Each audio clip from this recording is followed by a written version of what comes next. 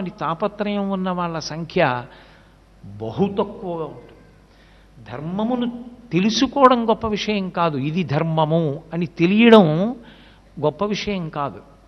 తెలిసున్న ధర్మాన్ని అనుష్ఠించడానికి జీవితంలో చాలా సాహసం ఉండాలి. వాల్మీకి మహర్షి సుందరకాండలో ఈయేష పదమన్వేష్టం అంటారు. సంకల్పమును చెయ్యాలి. అసలు నేను ఇలా ఉంటాను, నేను అలా బ్రతుకుతాను అని సంకల్పం చెయ్యడానికి పరమేశ్వరుని యొక్క పరిపూర్ణమైన అనుగ్రహం ఉండి తన బుద్ధి చేత ధర్మమునందు అంత అనురక్తి పొందినవాడు తప్ప ధర్మమునందు నిలబడము సాధ్యము కాదు. అయితే ధర్మమునందు నిలబడాలంటే ధర్మం ఏమిటో తెలిసి ఉండాలి. ధర్మం ఏమిటో తెలిసి ఉంటే సరిపోదు. ధర్మము తెలియడం గొప్ప కాదు, ధర్మం చెప్పడం గొప్ప కాదు, ధర్మమునందు నిలబెట్టడం గొప్ప. ఆ ధర్మం జరిగేటట్టుగా